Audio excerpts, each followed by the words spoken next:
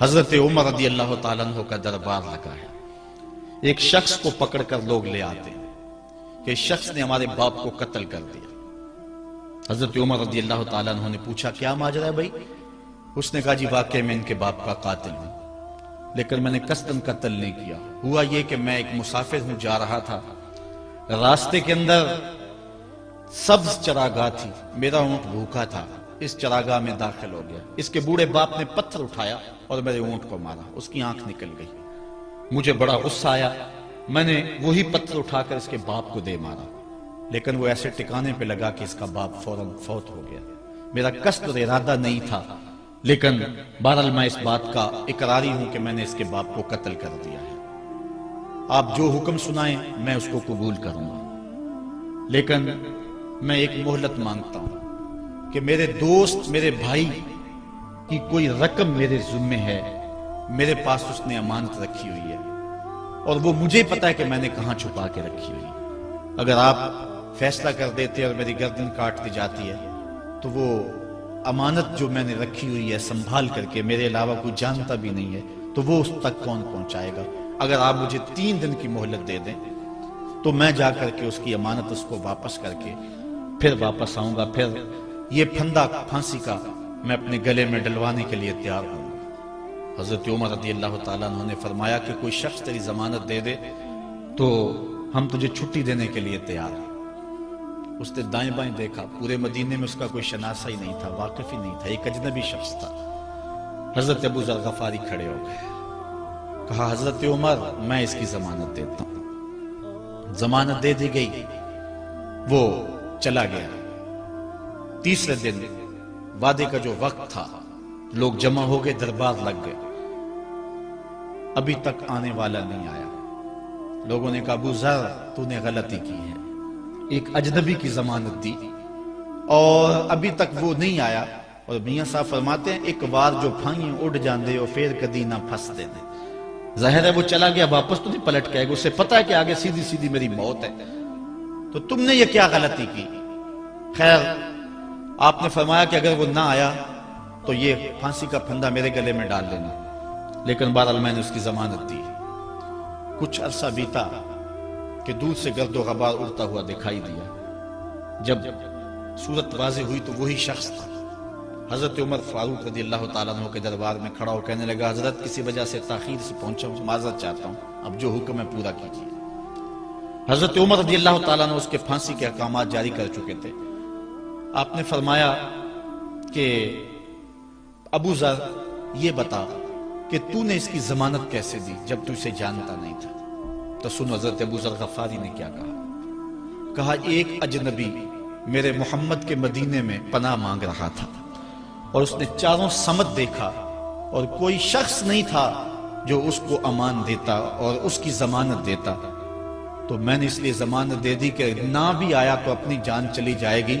کل کو یہ تو نہیں کہے گا کہ محمد کے مدینے میں کسی نے ضمانت مانگی تھی، پورے شہر میں کوئی ضمانت دینے والا نہیں تھا. اس کو کہا کہ انہوں نے تو ضمانت دے دی، میاں اب تو بتا کہ تو چلا گیا تھا، تجھے جانتا کوئی نہیں تھا، نہ پلٹ کے آتا تو تجھے کوئی پوچھنے والا نہیں تھا، تو تو نے یہ دوبارہ موت کے منہ میں کیوں اپنا سر رکھا ہے؟ تو اس نے کہا کہ میں نے کہا کہ ایک اجنبی کی ضمانت ایسے شخص نے دی ہے جو مجھے جانتا بھی نہیں ہے، اور اگر میں نہ گیا تو لوگ قیامت تک اجنبیوں پر بھروسہ نہیں کریں گے کہ اجنبی یوں سلوک کیا کرتے ہیں. تو حضرت عمر رضی اللہ تعالیٰ عنہ اس کے پھانسی کے احکام جاری کیے. تو جن کے باپ کو قتل کیا تھا وہ بیٹے کھڑے ہو گئے، کہنے لگے تاریخ کی کالک ہم اپنے منہ پہ ملیں گے، ہم بھی اپنے باپ کے قاتل کو معاف کر دیتے ہیں. یہ ہماری تاریخ ہے، یہ ہماری کہانی ہے. لیکن آج ہم کس جگہ پہ کھڑے ہیں اور کیا ہماری صورتحال ہے؟ نہ ہمارا کردار رہا اور نہ ہمارا کوئی تشخص رہا. آج ہم نے اپنا تشخص بھی مٹا کے رکھ دیا، اپنے طرز زندگی بھی بدل دی. نہ ہماری باطن کی وہ روشنی رہی، نہ ظاہری وہ صورتیں رہی کہ ہم پہچانے جائیں کہ حضور کے غلام ہیں، بلکہ آج بھانت بھانت کی بولیاں بول رہے ہیں. اقبال نے کیا کہا تھا؟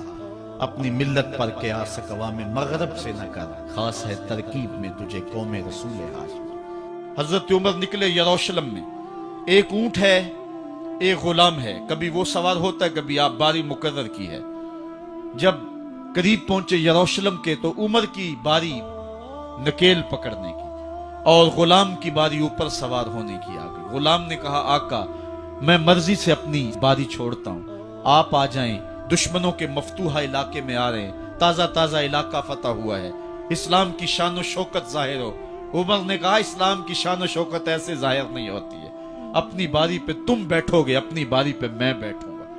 لوگ منتظر کھڑے ہیں، دور سے جب دیکھا کہا اس کی ہیبت سے کانپتے تھے ہم، یہ تو کوئی حبشی لگتا ہے، رنگ کالا ہے، ہونٹ موٹے ہیں، اس سے تو زیادہ حسین اس کا غلام ہے جو آگے آگے چل رہا ہے۔ حضرت ابو عبیدہ نے کہا دھوکہ کھا رہے ہو، ہمارا آقا وہ نہیں ہے جو اونٹنی کے اوپر سوار ہے، ہمارا آقا وہ ہے جو لگام تھامے آگے آگے چل رہا ہے۔ حضرت عمر رضی اللہ تعالیٰ عنہ کو آگے بڑھ کے جابیہ کے مقام پہ حضرت ابو عبیدہ بن جراح نے استقبال کیا، تو حضرت عمر آگے بڑھے اور انہوں نے آگے بڑھ کر کے حضرت ابو عبیدہ کے دونوں کندھوں پہ ہاتھ رکھا، اور سنو حضرت عمر نے کیا کہا لا الہ الا اللہ انا کنا اذل قوم فاعزنا اللہ بالاسلام۔ کہا کہ لا الہ الا اللہ، اے ابو عبیدہ بن جراح، ہم ایک ذلیل قوم تھے اور اللہ نے ہمیں اسلام کی وجہ سے عزت عطا کی ہے، اور میں تمہیں ایک تاریخ ساز بات کہنے لگا ہوں، اور وہ یہ ہے کہ جب تک ہم اس عزت والے اسلام کے دامن کو تھامے رہیں گے ہماری عزت قائم رہے گی، اور جب اسلام کے علاوہ کسی اور جگہ سے عزت ڈھونڈیں گے تو رسوا کر کے رکھ دیے جائیں گے۔ یہ ہے وہ خلاصہ جو حضرت عمر نے امتوں کے عروج و زوال کا بیان کیا ہے۔ اس امت کو جو خیرات ملی ہے تخت و تاج کی، وہ پینٹاگون سے نہیں ملی، وہ واشنگٹن سے نہیں ملی، وہ وائٹ ہاؤس سے نہیں ملی، وہ محمد عربی کے جوڑوں کا صدقہ ملی ہے۔ اس لیے جب ہم نے اسلام سے انحراف کیا، پاکستان حاصل کیا گیا تھا، پاکستان کا مطلب کیا؟ لا الہ الا اللہ۔ ہم نے اس نعرے کو چھوڑ دیا ہوا ہے، ہم نے انحراف کر دیا ہے۔ آج ہماری نظریں مغرب کی طرف لگی ہے کہ تخت و تاج اس سے نصیب ہوتے ہیں، اور دنیا کے اوپر ہم رسوا ہو کے رہ گئے۔ ہماری پستی، ہماری زبوحالی، ہماری ذلت کا سبب یہ ہے کہ جس جگہ سے ہمیں عزت ملی تھی ہم نے وہ مرکز ہی چھوڑ دیا ہے۔ اس مرکز حیات کو، اس مرکز زندگی کو، اس مرکز عزت کو ہم نے چھوڑ دیا ہے، اور دنیا کے اوپر ہم رسوا ہو رہے ہیں۔ انہی حضرت عمر کی کہانی ہے۔ وادی تہامہ سے گزر رہے تھے کہ بچوں کی طرح بلک بلک کے رونے لگے۔ کہا عمر جوان آدمی ہو اور بچوں کی طرح بلک کے رو رہے ہو؟ کہا تم نہیں جانتے، مجھے بچپن کی کہانی یاد آ گئی۔ کہا کیا کہانی ہے؟ کہا یہی عرض تہامہ تھی، میرے باپ خطاب نے مجھے 5 اونٹ دیے تھے، کہا انہیں لائن میں کھڑا کرو سیدھا۔ میں آگے والا سیدھا کرتا تھا، پیچھے والا ٹیڑھا ہو جاتا، پیچھے والا سیدھا کرتا، آگے والا ٹیڑھا ہو جاتا۔ میرے باپ خطاب نے مجھے بڑا مارا۔ کہا ایک عرب کے بیٹے ہو کے تم سے 5 اونٹ لائن میں کھڑے نہیں ہوتے؟ کہا ایک زمانہ عمر پہ وہ تھا کہ اس سے 5 اونٹ لائن میں کھڑے نہیں ہوتے تھے، اور آج شرق سے لے کر غرب تک 23 لاکھ مربع میل کی حکمرانی اور انسان بھی لائن میں کھڑے ہیں۔ یہ محمد عربی کے جوڑوں کا صدقہ نہیں ہے تو اور کیا ہے؟ عمر سے تو 5 اونٹ لائن میں کھڑے نہیں ہوتے تھے۔ تو یہ عزتیں، یہ تخت و تاج، یہ حکومتیں ہمیں حضور کی دہلیز سے ملی۔ جب ہم نے اس دہلیز کو چھوڑ دیا تو دنیا کے اوپر رسوا ہو گئے اور ذلیل کر کے رکھ دیے گئے۔ ہماری اخلاقی پستی اور زبوحالی نے ہم کو کہیں کا نہیں چھوڑا ہے۔ دامن رسالت ماب کو چھوڑ دیا ہے، پھر رسوائیاں مقدر نہیں ہوں گی تو کیا ہوں گی؟ آئیے ابھی بھی موقع ہے، توبہ کا دروازہ بند نہیں ہوا، رب سے بھی معافی مانگ لیں۔ گنبد خضرا کے مکین کے حضور بھی ہاتھ جوڑ کے کہیں چھوڑ کے آپ کا دامن رحمت، آقا ہم سے بھول ہوئی، کھو دی اپنی قدر و قیمت، آقا ہم سے بھول ہوئی، دیکھ ہماری آنکھ مچولی، اپنے سینے اپنی گولی، بھول گئے ہم در سے اخوت، آقا ہم سے بھول ہوئی، دنیا کے ٹھکرائے ہوئے ہیں، تیرے در پہ آئے ہوئے ہیں، کھول دے اپنا باب رحمت، آقا ہم سے بھول ہوئی۔ عبداللہ بن عمر اور عبید اللہ بن عمر بصرہ سے گزر رہے تھے ایک جنگ سے واپسی پر، تو حاکم بصرہ نے آپ کو کچھ پیسے دیے کہ یہ مال غنیمت میں جا کے جمع کروا دینا، اور پھر خود ہی مشورہ دیا کہ عراق کے اندر فلاں فلاں چیز بہت سستی مل جاتی ہے، اور حجاز میں ان چیزوں کی قیمت زیادہ ہے. تو اگر آپ ایسا کر لیں کہ یہ ان پیسوں سے خرید لیں اور جا کے مدینہ المنورہ میں فروخت کر دیں تو جو زائد پیسے آپ کمائیں گے وہ آپ کے ہوئے. اور یہی اشرفیاں جو میں نے دی ہیں آپ کو، اتنی اشرفیاں بیت المال میں جمع کروا دینا. تم نے محنت کی ہوگی، تجارت کی ہوگی، تو جتنے بچیں گے وہ آپ کے ہوں گے. تو انہوں نے کہا بہت اچھا. وہاں سے مال خرید لیا، مدینہ المنورہ میں آ کے بیچ دیا. جتنی اشرفیاں انہوں نے وہاں سے دی تھی بیت المال کے لیے، اتنی بیت المال میں جمع کروا دی. حضرت عمر رضی اللہ تعالیٰ عنہ کو پتہ چلا، بیٹوں کو بلایا، کہا کہ سنا ہے تم نے کوئی کمائی کی ہے؟ کہا جی ہم نے تو تجارت کی اور جو مال لیا تھا اتنا مال بیت المال میں جمع کروایا ہے. کہا تم بیت المال کے پیسوں پر کمائی کی ہے، وہ پیسے بھی تمہیں بیت المال میں جمع کروانے پڑیں گے. یہ عمر ہیں رضی اللہ تعالیٰ. رومی شہنشاہ کی بیوی سلام بھیجتی ہے حضرت عمر رضی اللہ تعالیٰ عنہ کی اہلیہ کو، تو وہ 1 دینار ادھار لے کر کے اس کا عطر خریدتی ہیں اور شیشیوں میں ڈال کر کے ان کو بھیجتی ہیں کہ چلو ایک رواداری کا اچھا ثبوت فراہم کیا جائے. تو وہ واپسی پر انہی شیشیوں کے اندر قیمتی موتی بھر کے بیچتی ہیں، جواہرات بھر کے بیچتی ہیں. حضرت عمر رضی اللہ تعالیٰ عنہ فرماتے ہیں لاؤ یہ سارے جواہرات، سب کو فروخت کرتے ہیں.